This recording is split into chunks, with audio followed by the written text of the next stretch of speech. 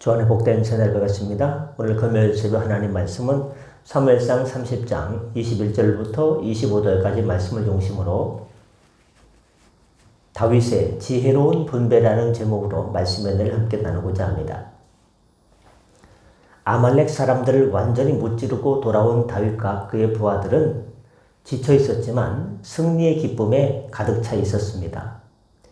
시글락 성에 도착했을 때 그들의 추격에 너무 지쳐서 더 이상 가지 못하고 부솔 시내에 남아있었던 200명의 부하들을 만나게 되었습니다. 600명이 전쟁에 나갔다가 부솔 시내가에서 200명이 너무 지쳐서 못 가겠어요 해서 그럼 머물러 있어라 하지 않았습니까? 전쟁을 마치고 돌아와서 그 부솔 시내가에 남아서 소유물을 지키고 있던 200명과 만난 것이에요. 이들은 다윗과 그의 군사들이 오는 것을 보고 너무 기뻐하면서 그 모습을 보니까 전쟁에 이겼는지 졌는지 알지 않습니까? 막 반갑게 따뜻하게 맞아주는 거예요. 수고하셨습니다. 전쟁 치르고는 수고하셨습니다. 그런 문제가 발생했습니다. 다윗과 함께 싸웠던 부하들 중 몇몇 불량하고 악한 자들이 불량감자 같은 그들이 이렇게 하는 거예요. 이 부솔 시내가에 남아있던 200명은요. 우리와 싸우지도 않고 손도 안 대고 코풀라고 해요. 아무것도 안 하고 여기서 집만 지켰는데 그들에게 뭔 전리품을 나눠줍니까? 부녀자들만 각자 집으로 돌려보내고 우리가 얻어온 이 전리품은요. 하나도 주지 마세요. 뭐 한 게 있다고 그들한테 줍니까? 라고 주장했습니다. 이때 다윗이 단호하게 말했습니다. 안 된다. 그러면 안 된다. 형제들아, 하나님께서 우리를 보호하시고 승리케 해주셨는데 우리가 잘나서 전쟁에서 이긴 것이 아니고 하나님께서 힘을 주시고 하나님께서 도와주셔서 전쟁터에 이긴 건데 어찌 우리가 잘나서 이겼다고 우리만 전리품을 갖고 저들에겐 전리품을 하나도 안 나눠주겠느냐? 그러면 안 된다. 그러면 안 된다. 악한 생각을 하지 마라. 라고 다윗이 그들을 얼르고 달랬습니다. 그러면서 전쟁에 나갔던 자나 소유물을 지켰던 자나 똑같이 분배해야 된다라고 얘기했습니다. 그러므로 이 전쟁은 우리의 힘으로 한 것이 아니라 하나님께서 우리를 위해서 싸워주신 것이다 라고 얘기했습니다. 이런 다윗의 지혜로운 결정에 모든 부하들은 맞다. 우리가 잘나서 이긴 게 아니지 병 들어가지고 사흘 동안 밤낮으로 먹지 못하고 길거리에 쓰러져 있던 그 이집트 소년을 만나게 해서 그에게 먹을 걸 주고 무화과 뭉치를 주어서 기운을 찾게 하고 너는 누구냐? 제 주인은 아말렉 사람인데 제가 병들었다고 저를 버렸어요. 그들이 어디 갔는지 알려주겠느냐? 알려줬다가 저를 죽이면 어떻게 해요?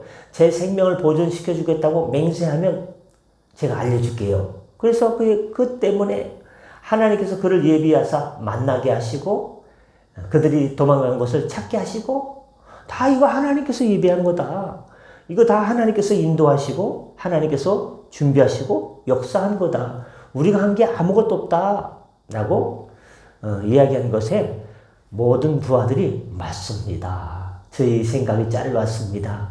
지송합니다 하면서 그들이 공정한 분배에 대해서 수긍한 것이 오늘 본문의 장면입니다. 오늘 본문을 통해서 우리가 적용할 교훈 첫 번째는 승리의 영광은 모든 영광은 하나님께 있습니다.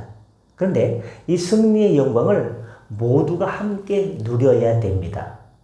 부솔 시내가에 남아있던 200명의 부하들은 비록 직접 전투에 참여하지는 않았지만 동료들을 기다리며 잘 싸우고 있을까? 우리 때문에 전력이 약화돼서 지는 것은 아닐까? 걱정하며 짐과 물건을 지키는 중요한 역할을 감당했습니다. 다윗은 이들의 역할 또한 소중한 것이었다라고 평가합니다. 여러분, 우리가 속한 교회 공동체도 마찬가지입니다. 어떤 사람은 말씀을 전하고 어떤 사람은 기도로 섬기고 어떤 사람은 보이지 않는 곳에서 봉사와 헌신을 합니다. 모든 지체는 각자의 자리에서 중요한 역할, 하나님께서 주신 역할을 잘 감당하고 있는 거예요. 이 자리에서, 이 자리에서, 이쪽 자리에서 다 하나님께서 맡겨진 일을 감당하고 있는 거예요. 어떤 자리는 소중하고 어떤 자리는 현찮고 그런 자리가 없습니다. 다 소중한 자리예요. 그러므로 모든 영광은 하나님께 돌리고 이 하나님의 영광의 복음의 광채의 빛이 비춰질 때 그 영광의 은혜는요, 우리 모두가 다 똑같이 누려야 되는 것입니다. 어떤 교회의 건축 프로젝트가 성공적으로 마무리됐어요. 예를 드는 거예요. 사람들은 헌신적으로 이끈 담임 목사님과 건축위원장 장로님들께 특별히 감사 인사를 전했습니다. 그때 담임 목사님은 모든 성도님들에게 아이고 수고하셨습니다 하면서 감사의 마음을 이렇게 전했다고 합니다. 이 아름다운 성전은 저의 노력이나 건축위원장과 몇몇 분의 헌신으로 지어진 것이 아닙니다. 새벽마다 이름 없이 기도하신 권사님들의 눈물, 주일마다 식당에서 봉사하신 집사님들의 땀방울, 그리고 십시일반으로 정성을 모아주신 모든 성도들의 사랑이 없었다면 이 성전은 불가능했을 것입니다. 이 모든 영광 하나님께 돌리고 이 성전의 주인 예수님이시고 우리 모두 이 기쁨을 동일하게 나누어야 됩니다라고 목사님이 얘기해 주셔서 참 은혜로웠다고 합니다. 두 번째, 우리가 얻을 수 있는 교훈은 공동체의 시험은 탐심에서, 욕심에서 비롯됩니다. 모든 문제의 원인이 뭡니까? 욕심 때문이죠. 정치인들이 왜 싸웁니까? 요즘도 왜 싸우고 맨날 왜 싸웁니까? 욕심 때문이죠. 자기들의 그 기득권, 욕심. 다윗을 따르던 사람들 중 다 좋은 사람만 있는 게 아니에요. 불량 감자같이 불량하고 악한 사람들도 섞여 있었다는 사실은 믿음의 공동체 안에도 탐심이 언제든지 갈등의 씨앗이 될 수 있음을 보여줍니다. 요만한 교회든 유만한 교회든 큰 교회든 간에 사람들의 의견이 있고요. 저마다의 욕심과 탐심이 있어요. 그 자기 마음대로다가 예를 들어 여전대, 남전대를 자기 마음대로 이끌고 가려고 하는 골목대장 같은 성격을 가진 사람들이 꼭 있어요. 그 사람들하고 그 사람만 있으면요 별로 문제가 안 생기는데 뭐라고 하겠죠. 그러면 안 된다. 근데 그런 사람들이 골목대장 같은 사람들이 2명, 3명, 4명 있으면요 서로 싸움박질 나는 거예요. 그래서 날마다 시끄러운 거예요. 어떤 노예는요 조용한 노예가 있어요. 우리가 속한 용천노예는요 전국 68개 노예 중에 제일 조용한 노예예요. 그래서 너무 은혜롭다고 하고 늘 감사하다고 합니다. 근데 어떤 노예는요 그냥 자기 주장이 센 사람들이 많아가지고 맨날 쌈박질하는 데가 있어요. 어디라고 얘기 못하고 저쪽 동네에 있어요. 여러분 왜 그렇습니까? 탐심과 욕심 때문에 서로 싸우는 거예요. 만약에 욕심이 없으면요 아이고 하고 싶은 대로 하세요 하고 양보하면 싸움이 안 나지 않겠습니까? 교회도 마찬가지입니다. 나만 옳다라고 생각하는 이기적인 마음이 서로 싸우게 합니다. 공동체를 서로 흔듭니다. 막 괴롭습니다. 여러분, 우리는 욕심을 버리고 탐심을 내려놓고 주님 앞에 겸손해야 됩니다. 하나님께서 누구에게 은혜를 주시냐? 겸손한 자에게 은혜를 주십니다. 사울이 얼마나 겸손했어요. 이스라엘의 초대 왕으로 하나님께서 선택해 주셨던 사울은요. 하나님의 선지자가 그의 기름을 이제 붓게 되었을 때 그 나귀가 끄는 행구 있지 않습니까? 마차 이렇게 집 덤불 뒤에 숨어가지고 아니 제가 어떻게 그때는 되게 겸손했어요. 근데 나중에는요 안 겸손했죠. 사람이 변질됐어요. 선지자가 오지 않았는데 아이고 블레셋 군대가 앞에는 쳐들어오고 병사들은 군영을 타령하고 이거 큰일 났다. 자기 마음대로다가 마음대로 제사 드리고 자기 마음대로다가 아말렉과 모든 사람들 다 죽이려고 했는데 자기 마음대로 좋은 곳 데려오고 겸손했던 사람이 하나님께 쓰임받는데 그를 버렸을 때는요 하나님께서 그를 버리셨습니다. 하나님께서 우리를 버리지 않도록 늘 주님 앞에 겸손한 믿음을 소유하시길 바랍니다. 끝으로 하나님의 공의는 모든 지체에게 공평하게 적용됩니다. 다윗이 말합니다. 전쟁에 나갔던 자나 소유물을 지키고 전쟁에 나가지 않고 부솔실에 남아있던 200명이나 400명이나 200명이나 싸움에 나갔던 사람이나 물건을 지키던 자나 똑같이 분배해야 된다 하는 것은 하나님의 성품 중 무엇을 얘기한 겁니까? 공의에 대해서 선포한 것이나 다름없습니다. 하나님께서는 어떤 성도는 너무 귀하게 여기세요. 성덕계 아목의 성도 참 귀하다. 나무개는요, 야, 너는 그러면 안 된다. 너무 현찮게 여기고 그러지 않습니다. 하나님은요, 인간의 사랑이 아니에요. 누가 잘한다고 더 사랑하고 누가 못한다고 더 미워하고 그러지 않습니다. 하나님의 사랑은요, 인간의 사랑이 아니라 무조건적인 사랑, 아가페의 사랑이에요. 십자가에서 예수님께서 피를 흘리시고 돌아가신 것은 어느 특정한 국가, 대한민국, 이스라엘만 사랑하는 것이 아니라 온 세계 인류, 온 지구촌 인류가 다 하나님의 자녀로 돌아오길 바라는 그런 아가페의 사랑, 헌신적인 사랑입니다. 이것이 바로 인간의 사랑과 하나님의 사랑의 차이입니다. 주님은 모든 사람을 똑같이 사랑하시고 누구나 다 주님께 돌아오길 바랍니다.